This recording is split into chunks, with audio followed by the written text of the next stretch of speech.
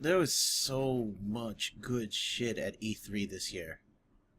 I'm actually kind of surprised. Like, the last few years, the press conferences really haven't been that great. And just this year, there were so many good things announced. So, like, you know what? Screw it. Everyone else is doing it. I'm gonna do it. I'm gonna list my top 10 E3 announcements in the year of our Lord, 2017. I'm gonna try and keep it strictly to, like, announcements and stuff like that, like things that actually took me by surprise. So with that out of the way, let's go.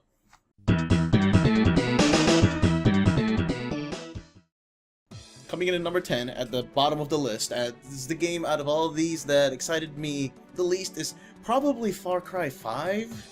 I've enjoyed Far Cry a lot. It's more a matter that, like, the rest of the games in this list excited me more, but there was still a lot that Far Cry 5 did that excited me. Like, this was the first time I saw gameplay for Far Cry 5. This is the first time we got a glimpse of, like, what the story's gonna look like, and this is the first time we heard anything about, like, companions, assist characters. Like, I don't really know what to call them, but, like, I'm super looking forward to that, especially, you know, upgraded dog meat, or as I have been calling him, gun dog. Bring me more guns. Unfortunately, like, we already knew that Far Cry 5 was coming, so that's kind of what kept it from getting any higher on this list.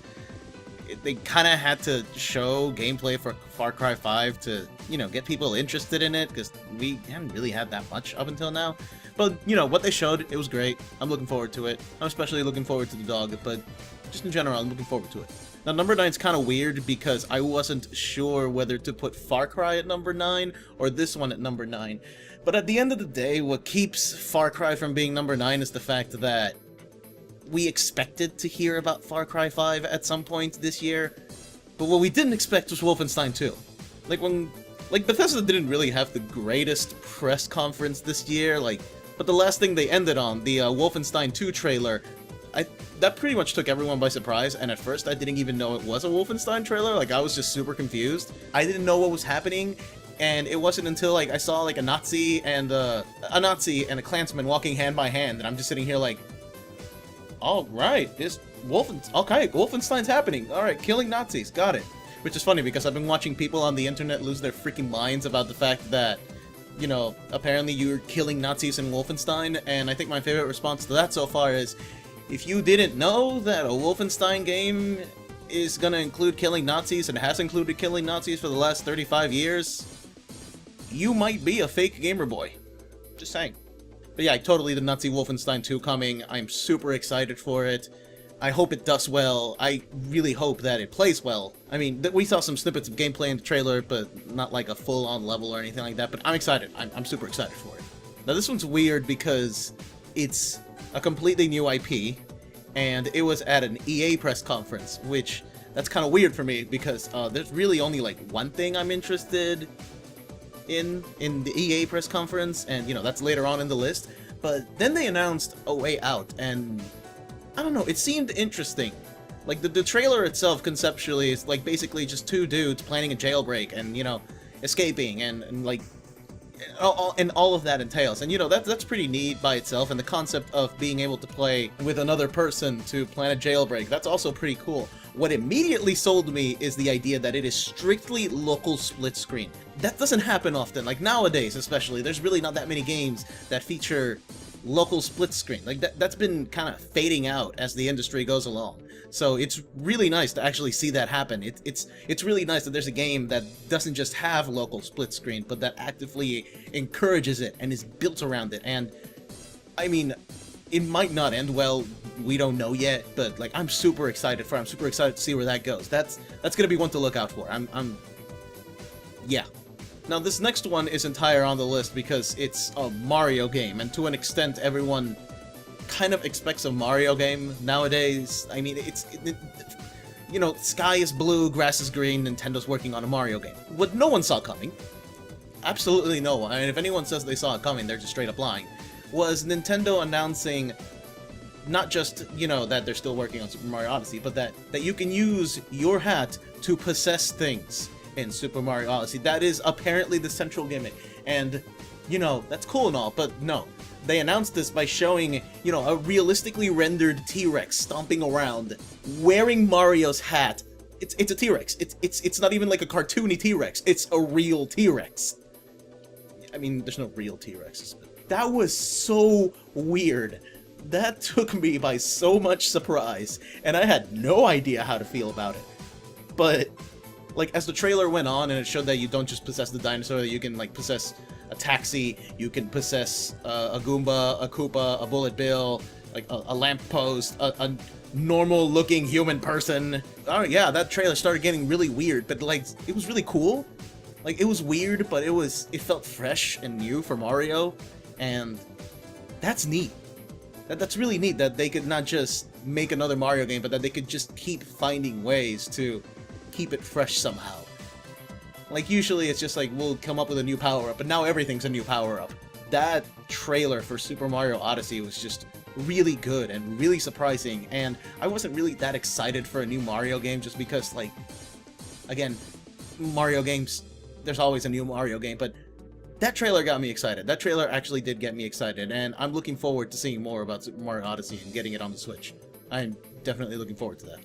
Now, number 6 is probably one of the, like, 2 things that I was actually excited for in Sony's press conference. The other one being, again, further down the list. But I did not expect to see Spider-Man this year, but I was really surprised in a good way to see Spider-Man. Not just the new Spider-Man game by Insomniac, but just straight up gameplay of it. It basically looks like an like a Batman Arkham City game, and, you know, I don't really see the problem with that sentence. The way Spider-Man fights in the trailer just feels really uniquely Spider-Man. Like, it's super environmental, it's super fast, and, you know, there's a lot of webbing enemies around and, like, hanging them up and cocooning them and webbing them against walls and stuff like that. It really does feel like an Arkham game with Spider-Man. Then, you know, that was already pretty good, but then you get to the part where you're chasing down a helicopter and you are realistically swinging through the city, and that's the point where I immediately started thinking about Spider-Man 2, and, you know, my brain immediately started going, oh my god, are we gonna get a game where you can swing around the city like Spider-Man 2, and, you know, it doesn't suck? I mean, I'm getting ahead of myself. We don't know if the game's gonna be good by the time it comes out. We have been fooled before. But honestly, what I saw of it looked really great, and I am super hyped for that Spider-Man game now. Like, I really want to play it. I really want to get my hands on it.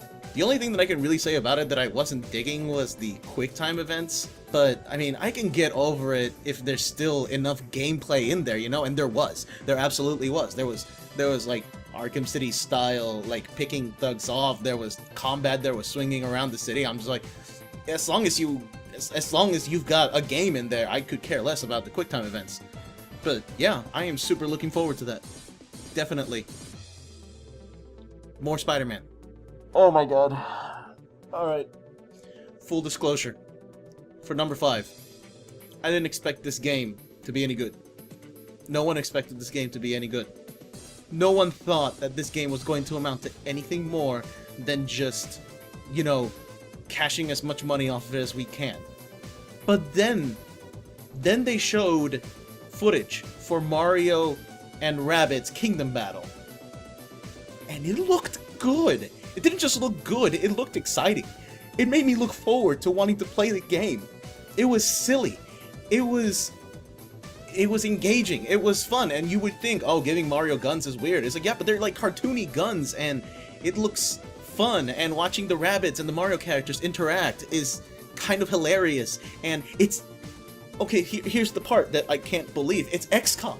It plays like XCOM. It's XCOM.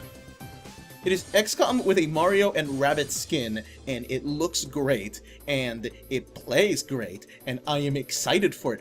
I want to get a Switch for Mario and Rabbids. What world do I live in right now? I don't know what's happening, but I just really want to play that game, okay? Like, Mario and Rabbids is number 5. Like, that's how excited it got me. Alright, so these top 4. These are the games that I knew were going to be on this list. The announcements that I knew were going to be on this list. They're just, like, really small things that separate them. But it's kind of interchangeable, honestly. But I put them to an order. I'm going to say them in order. So number 4 is Star Wars Battlefront 2. Now, this is the thing that I was looking forward to the entire press conference for EA. This is the thing that, like, I wanted to know, are they going to do a story mode? Are they going to include more content? Is it going to be like really stupid priced DLC? And like, these are the things I was looking forward to in the entire press conference. The thing is that the first Battlefront game is not bad to play. It's a fun game to play. It's mechanically sound, but it has so little content that it's fun to play for about 5 minutes before you realize that that's it. You played all the game. You played it. It's done. It's over. But Battlefront 2 looks fun. They confirmed that they're still working on a story mode. They had an entire gameplay demonstration that was just a bunch of dudes from YouTube doing just a normal match and them commentating over it, and that's the way to my heart. The way to my heart is not cinematic trailers. It is showing me gameplay and getting me excited to do those things in the game. That is the way to my heart, and that is what Battlefront 2 did. Now, the only thing that could ruin this for me would be if they did another season pass that cost $120 freaking. However, they decided to nip that in the bud and say that all future DLC for Battlefront 2 will be free. I don't know if I believe that. I'm still kind of tossing it around in my head. I've kind of attributed EA to just being a bunch of money-hungry dudes. But if it's true, then Battlefront 2 might actually be the Battlefront game that we have been waiting for. And, I mean, it's kind of weird that it took 2 games to get there. But, hey, we're getting it. I'm not going to complain if it ends up being the Battlefront game that I am waiting for. So, yeah. Number 3 is one that everyone knew was going to be on here. It's Marvel vs. Capcom Infinite. Have I mentioned that I'm excited for Marvel vs. Capcom Infinite? If I haven't, then, I mean, did you watch the last video? I mean, I'm excited for Marvel vs. Capcom Infinite. Alright, let's backtrack. So, Marvel vs. Capcom Infinite is the other announcement, or the other, the other announcement that wasn't Sony's press conference this year. This is the thing that I got excited for. I mean, the trailer itself started as we've seen with the other story trailers. A bunch of snippets of story, not a lot of gameplay, teasing more characters, and you know, that's fine. I wasn't excited at first because I knew what was coming, but then I started actually seeing the character choices, seeing that, you know, Spencer from Bionic Commando is back, even though he looks like the 2009 game. That the Grandmaster from the Strider franchise is going to be one of the villains in the game. That Zero is coming back. That X and Zero are in a game together. Like, it was just a bunch of little things that added up to getting me hyped about the game all over again. And that's always how it is with Marvel vs. Capcom Infinite. Like, I don't think I'm gonna get excited because it's something that I know I will have seen before, but then the trailer actually comes out and I start picking apart all these little things about it that get me thinking, and then suddenly I'm excited all over again. And I'm going through YouTube looking for gameplay videos, and I'm like speculating wildly about what the character themes are gonna be, about what the stages are fusions of, about, you know, what else is coming. And it's like, this happens. This is happening with this game. This happened with Marvel vs. Capcom 3. Like, just, oh my god. If it's not obvious that I'm excited about Marvel vs. Capcom Infinite, then I don't know what to tell you. And yet, it's still not number 1. Now, for number 2, I'm gonna be honest. Number 2 and number 3 are severely interchangeable. It was really only by a tiny little bit that number 2 beat out number 3. And the difference between the two is that I expected to see something for number 3. I did not expect a Dragon Ball Z fighting game developed by the guys who did Guilty Gear and Blaze Blue, and not just have the game be announced, but have the game be announced with a gameplay trailer, and with sick graphics that look like they are ripped right out of the anime, and gameplay that looks about as crazy and flashy, as ridiculous as Dragon Ball Z is always known to be. And it's just like, this was the marriage of things I didn't know I needed until I saw it. And now, I want it. I want it so bad. I am on the speculation train for this one too. I want to know what characters are coming. I want to know what stages are coming. I want to know when this game is coming out. I think we finally hit the point where I actually have to buy a PS4 or an Xbox One or a Switch. Like this is the E3 that finally got me thinking, I need one of these 3 consoles, or 2. I actually need them now. There might actually be games down the line that I will buy them for. We have hit this point. Okay, so for number 1,